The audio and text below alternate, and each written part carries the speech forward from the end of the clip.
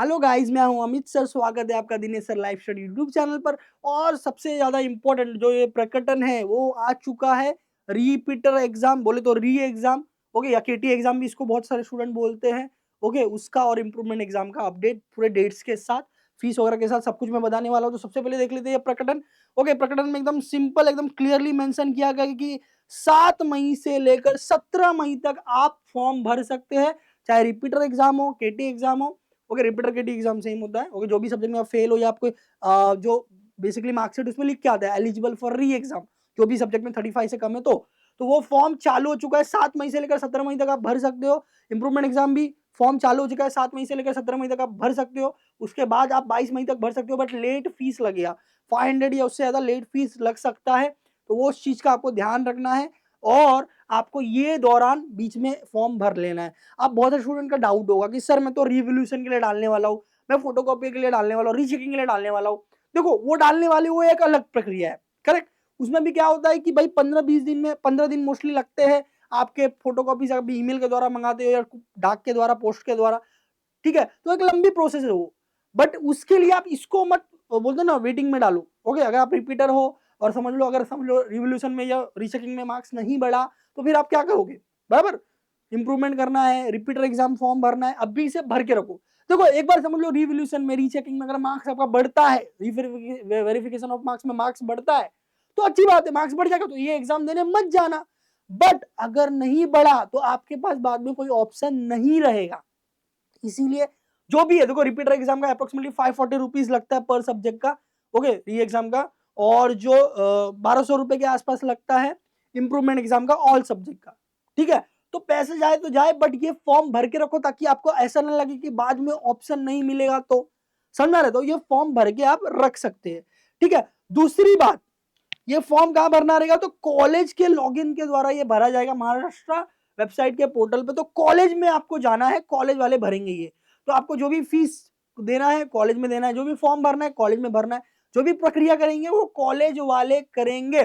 ठीक है, कोई स्टूडेंट आइसोलेशन एग्जाम देना चाहता है कोई भी एक सब्जेक्ट का, तो भी आप ये दे सकते हो इसके साथ। ठीक है, अब सबसे बड़ी बात, मोटी गोष्ठी क्या है कि इस बार से कुछ नया लाया है मास्टर गवर्नमेंट ने।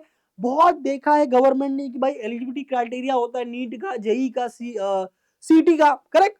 और हो सकता है बच्चे फर्स्ट अटेम्प्ट में नहीं क्लियर कर पाते, इसीलिए इस बार से, ओके, इंप्रूवमेंट एग्जाम आप 2 नहीं 3 बार दे पाओगे, 2 नहीं 3 बार दे पाओगे। अब तक का रूल क्या था सर? अब तक का रूल ये था कि अगर फॉर एग्जाम्पल आपने फेब मार्च में फॉर्म भरा हुआ है, एग्जाम दिया आपने, तो 2 ही अटेम्प्ट मिलेंगे, जुलाई वाला और दूसरा नेक्स्ट फेब वाला। बट इस बार से आप देख सकते हो, जिसने भी फेब मार्च 2025 जिसने भी फेब मार्च 2025 में फॉर्म भरा हुआ है, जिसने भी फेब मार्च 2025 में फॉर्म भरा हुआ है, वो 3 बार एग्जाम दे सकता है।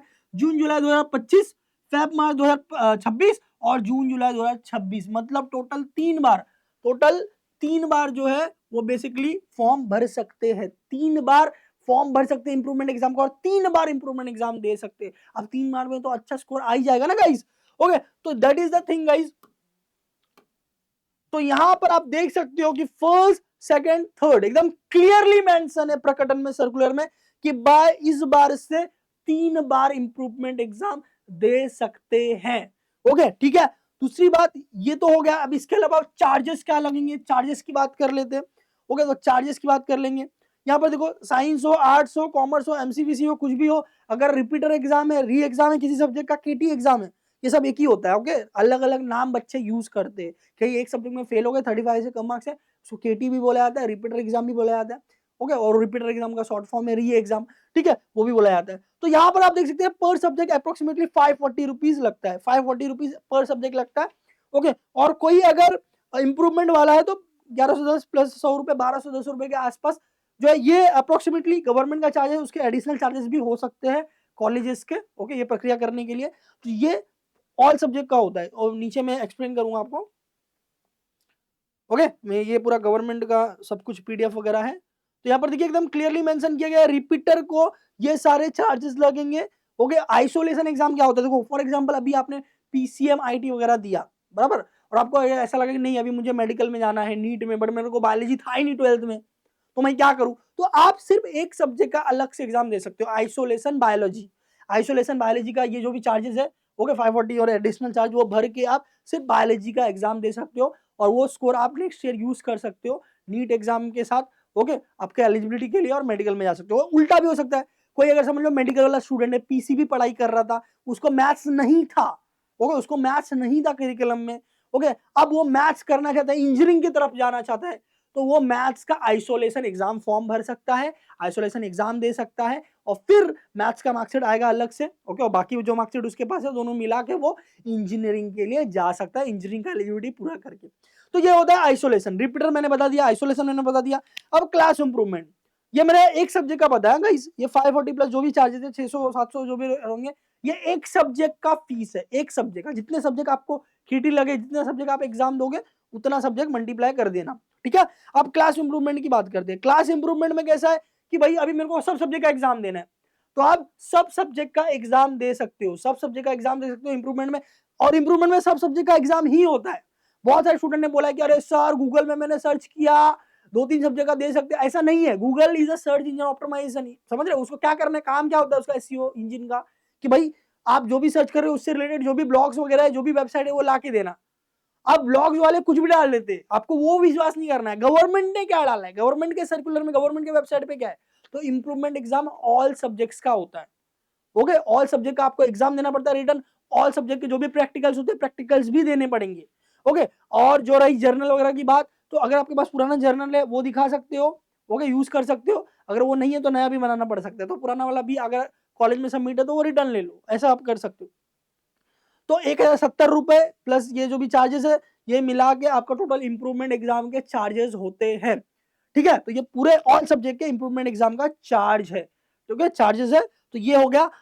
अगर आप लेट फीस भरे तो इसके ऊपर एडिशनल 500 रुपए लेट फीस लगेगा। ये मैं सर्कुलर आपको दिखा देता हूँ, प्रकटन जो है यहाँ पर, ओके तो यहाँ पर दिखा देता हूँ। ये देखो यहाँ पर एकदम क्लियरली मेंशन किया हुआ है डेट्स। तो ये डेट्स आपको याद रखना है कि भाई 7 से लेकर 17, 7 से लेकर 17 तक आपको फॉर्म भरना रहेगा, ओके। और अगर लेट भरते हो 18 से 22 के बीच में तो एक्स्ट्रा चार्जेस लगेंगे, 500 एंड प्लस चार्जेस एक्स्ट्रा लगेंगे। अब ये कहाँ भरना है, तो जैसा मैंने आपको बताया, जहां पर आपने कॉलेज का फॉर्म भरा था 12th के लिए, वहीं पर आपको ये भरना होगा, ठीक है वहीं पर आपको भरना होगा, तो वहीं पर चार्जेस भी भरने होंगे, ठीक है। ये सारी चीजें हो गई, जो भी चार्जेस मैंने बताया उससे 100-200 रुपए ऊपर नीचे हो सकता है, ठीक है। क्योंकि देखो क्या होता है कि उनके प्यून वगैरह काम करेंगे, उनका एग्जामिनेशन डिपार्टमेंट काम करेगा, तो वो उनके एडिशनल चार्जेस लगा सकते हैं। बाकी जो गवर्नमेंट के चार्ज है वो मैंने आपको बता दिया। इसके अलावा बहुत सारे स्टूडेंट के मन में ये हुआ कि सर मेरे को रिवोल्यूशन के लिए डालना है, रीवेरिफिकेशन ऑफ मार्क्स के लिए डालना है, मुझे फोटो कॉपी मंगाना है, ओके तो मैं क्या करूं। तो देखो अभी वेट करो, क्योंकि अभी तक देखो ये गवर्नमेंट का वेबसाइट है verification.mhs.ac.in, ओके यहाँ पर वेरिफिकेशन ऑफ मार्क्स बोले तो मार्क्स की काउंटिंग प्रॉपर हुई कि नहीं हुई, फोटो कॉपी मंगाना है, रिवोल्यूशन के लिए डालना है, ये सारी प्रक्रिया इस वेबसाइट पे होती है। यहाँ पर अभी तक कुछ भी अपडेट नहीं आया है, सिर्फ माइग्रेशन सर्टिफिकेट के बारे में दिख रहा है। तो अभी तक ये अपडेट नहीं आया है, जैसे ही आएगा गवर्नमेंट सर्कुलर आएंगे, ओके तो मैं उसके बारे में भी वीडियो लेके आऊंगा वेरिफिकेशन के लिए, रिवोल्यूशन के लिए। 1 या 2 दिन में ये आ जाना चाहिए, तो थोड़ा सा आप पेशेंस रखिए। बाकी जैसा मैंने आपको बताया, देखो भले वेरिफिकेशन में या रिवोल्यूशन में मार्क्स बढ़ जाए, बट अगर आपका केटी लगा है तो रिपीटर एग्जाम का फॉर्म भर के रखो। और इन केस नहीं बढ़ा, अगर आपको ओवरऑल स्कोर बढ़ाना है एलिजिबिलिटी के लिए, तो इंप्रूवमेंट एग्जाम भर के रखो फॉर्म, समझ में आ रहा है। भले बढ़ जाएगा एक बार मार्क्स तो एग्जाम देने नहीं जाएंगे चलेगा, पर फॉर्म अभी भर के रखो, क्योंकि फोटोकॉपी मंगाने में 10 से 15 दिन चला जाता है मेल पे, तो उतना दिन के लिए नहीं रहेगा ना आपका फॉर्म। फॉर्म का लास्ट डेट आपने देखा 17 मई तक है, ठीक है। तो एज सुन एज पॉसिबल आप फॉर्म भर दीजिए, यही अपडेट आपको देना था, ओके। ये मैं आपको वापस दिखा देता हूँ, डेट्स आपके दिमाग में लॉक हो जानी चाहिए, ये डेट्स है, ठीक है, ओके ये डेट्स आपके दिमाग में लॉक हो जाना चाहिए। और कॉलेज में आके फॉर्म भर देना है। और कोई डाउट्स वगैरह है कमेंट में पूछ सकते हो, और किसी टॉपिक पे वीडियो चाहिए तो कमेंट में डाल सकते हो। और जो भी इंजीनियरिंग की तरफ जा रहे हैं एमएसटी सिटी के द्वारा, तो इंजीनियरिंग के जो भी रिलेटेड वीडियोस होते हैं, डॉक्यूमेंट से रिलेटेड, कट ऑफ से रिलेटेड और बाकी रूल रेगुलेशन से related, Dinesh sir counselling YouTube channel पर वीडियोस आ रहे हैं, वो आप जरूर देखें, वो चैनल को सब्सक्राइब करके रखें। वहां पर सारे अपडेट दिए जा रहे हैं काउंसलिंग से रिलेटेड, ओके वो भी बिल्कुल फ्री, और सब चीजें एकदम डिटेल में ली जा रही है। तो आपको अच्छा लगेगा तो वो आप चैनल सब्सक्राइब कर ले और उसके वीडियोस जरूर देखें अभी फ्री टाइम में, ओके ठीक है। चलिए मिलते हैं अगले यूजफुल वीडियो में। All the best guys.